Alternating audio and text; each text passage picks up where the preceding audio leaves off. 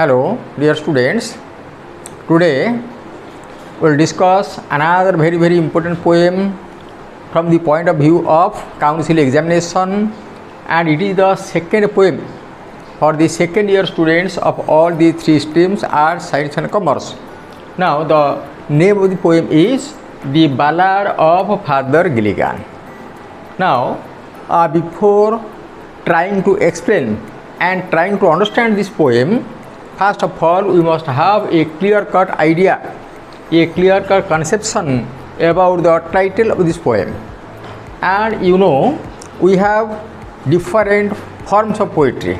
For example, we have sonnet, epic, lyric, ode, and similarly we have another form of poetry that is called ballad. A ballad is a story told in verse. That means when the writer, when the poet tells us the story of an important person, of an important event in the form of poetry, that is called a ballad. And Ballad of Father Gilligan, that means in this poem we will discuss about the story of a priest, a father of a church named Peter Gilligan. Okay, and this poem is written by a very famous Nobel laureate W.B. Yeats, an Irish poet. Okay, and W.B. Yeats, William Butler Yeats, got the Nobel Prize in Literature in the year 1923. Okay, now let us start the poem. Now here, for your convenience, I have written the first three stanzas of this poem. Stanza number 1: The old priest Peter Gilligan was weary night and day, for half his flock were in their beds or under green shorts lay.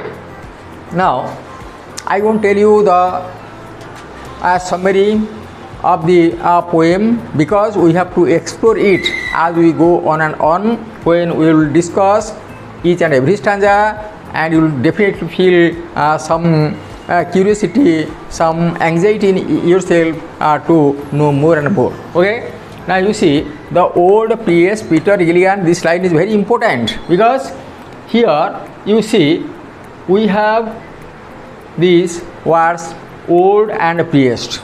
The name is Peter Gilligan, and this Peter Gilligan was a priest. He was the clergyman, he was the worshipper of Lord Christ, and he was a mediator between the devotees and their God, that is Christ. And this priest Peter Gilligan, just like the priests of our temples, he was quite old. Now you see, this Peter Gilligan was the father of a church, and he was quite old, and he was weary night and day. And he was weary, that means he was feeling exhausted, he was very tired. And when a person grows old, definitely if that old person does something, some hard work, easily that person gets tired. And here Peter Gilligan was weary, he was tired. Not only during the daytime, he was also tired during the night time. And you know, a person who works during the daytime takes sleep, takes rest at night, so that the loss of energy can be recovered. But here you see, when an old person requires more rest, more comfort, more luxury compared to other people, this old priest Peter Gilligan was tired round the clock. He was tired during the daytime, and he was also tired during the night. And what was the reason? For half his flock were in their beds. You see, here is a word flock. Remember, weary means tired, and flock, that means a group of sheep, that is flock. Okay, S-S-E-E-P, sheep. And here this flock also refers to a group of people. Now it has two implications, two meanings. Now Peter Gilligan was tired day and night. Why? For means because half his flock, and from the outset, from the very from the surface it is clear that Peter Gilligan was a horseman, he was a shepherd, and flock is a collective noun usually used with a group of sheep. And when we ask a priest Peter Gilligan was a priest, he was the father of a church. Was he a shepherd at the same time? Did he keep, did he take care of, did he tend a herd of sheep, a flock of sheep? No. And here, although the surface meaning is a group of sheep, here it is a metaphor, it is directly comparable to a group of people. And the group of people, those who were under his church, for whom he was praying Jesus Christ, for whom he was praying for their expiation, for their redemption, for their salvation. Now, half of his flock means 50% of the people of his parish under his church. They were either on their beds or under green shorts lay. Now, two things. 50% people were quite okay, they were quite hale and hearty, and another 50% of the people were either they were bedridden, they were sick, they were waiting for their death, or some of them were already dead and they were lying under the green soil. Source means soil, a piece of land covered with grass, that is called source. Now they were lying, they were put under the grave, they were buried in their tombs, and grass had grown on their tombs. That means they were dead and buried, or they were waiting for their death. Now when this was the situation, Peter Gilligan could not take rest, he was fully busy, he was attending the sick men, he was offering some spiritual, divine, holy rites to them, he was reading the scripture, the Bible before their death, and he was also praying for their salvation. And because of attending the sick people, because of attending the dead people, either during the daytime or at night, Peter Gilligan was quite tired. Okay, now come to the second stanza. Once while he nodded on a chair at the moth hour of eve. And here you see eve is the poetic word meaning evening. Okay, another poor man sent for him. Sent for is a phrasal verb meaning called for. Okay, and here grieve means feel sorry. Okay, now you see, once while he nodded on a chair, that means he was dozing, he was feeling sleepy. One evening when Peter Gilligan was sitting on a chair, after making his rounds, after visiting the sick people's house, Peter Gilligan had just returned back to his own house, and he was sitting on a chair. And while sitting on a chair, what was he doing? He was extremely tired, and he was exhausted, and he was feeling sleepy. Therefore, he was unable to keep his head straight. His head was drooping down. It was hanging down, and he was dozing. When Peter Gilligan was feeling sleepy, he was dozing on a chair at the moth hour of eve. You see, moth hour. Moth is a very small insect, winged insect, which is found flying 2 times a day. Early in the morning before it is quite bright, and again before it is quite dark in the evening. Now early evening and early morning, these are the 2 times when moths are found flying around. Now in the early evening hour, where Peter Gilligan was sitting on a chair and nodding, what happened? Another poor man sent for him. Peter Gilligan was taking a little rest, and he was comforting his body, sitting on a chair, At this time, another poor man, very important, another poor man, that means Peter Gilligan had just attended a poor sick man. Attending one poor sick man, he had returned back to his home, and just after returning back home, when he was sitting on a chair and he was closing his eyes because of his exhaustion, another poor man sent for him, called for him. That means a caller came, a person came to take Peter Gilligan to the house of another sick man, poor man, and he began to grieve. You see, and this line, began to grieve. Grieve means feel sorry. Now, Peter Gilligan felt unhappy. He felt aggrieved. He felt sorry. Why? Was he not sincere in his duties? Was he a cheat? No. Peter Gilligan felt sorry, felt aggrieved because of some other reason. Now, every person has some reason, some cause behind feeling happy or feeling sorry, and here Peter Gilligan was feeling sorry when he received a call from another poor man, sick man. Now, we have to find out what was the cause of his feeling sorry. Why was Peter Gilligan so unhappy getting the call? Now, to find out the reason for his feeling sorry, let us discuss the stanza number 3. What is that? I have no rest, nor joy, nor peace, for people die and die. This is the reason why Peter Gilligan was unhappy. Peter Gilligan was unhappy according to his own version, in his own words. He had no rest, nor joy, nor peace.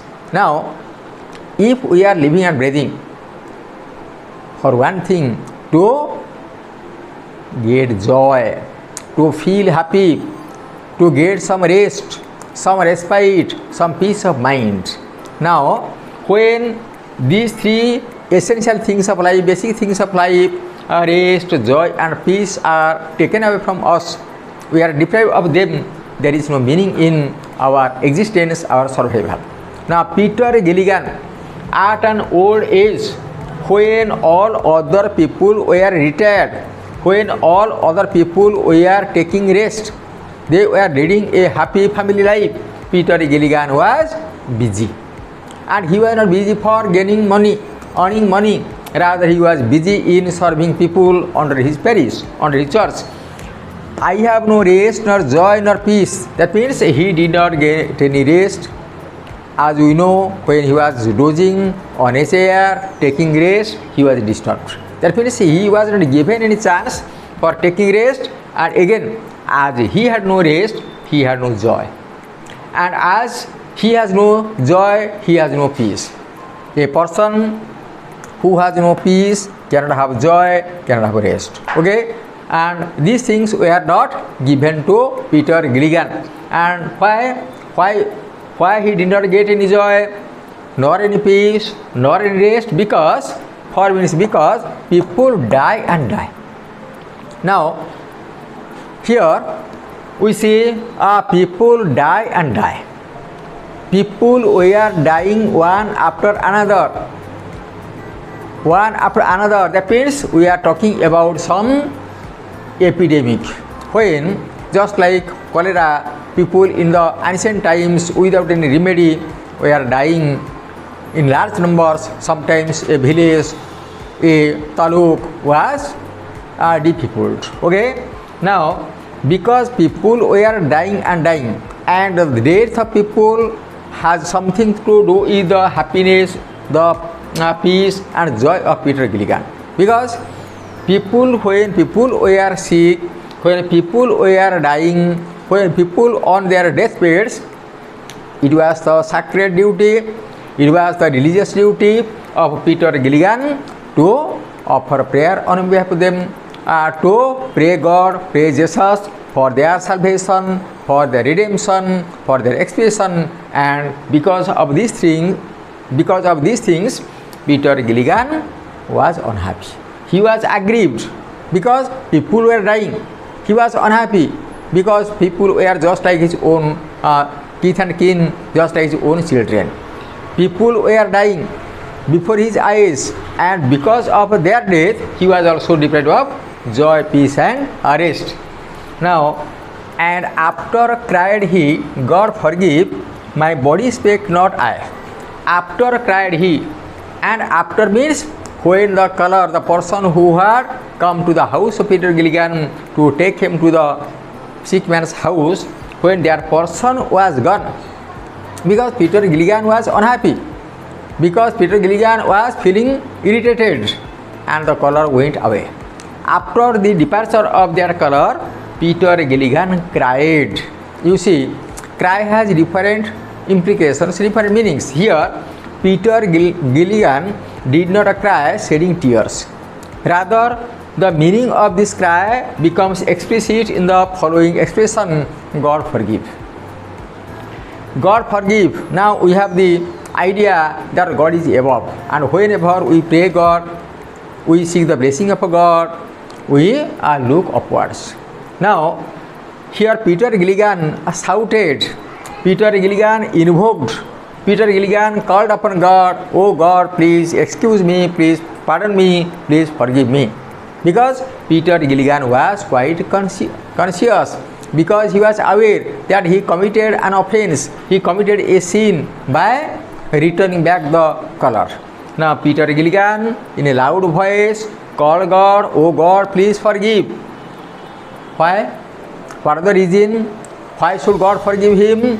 My body spake not I. You see, this spake is archaic word,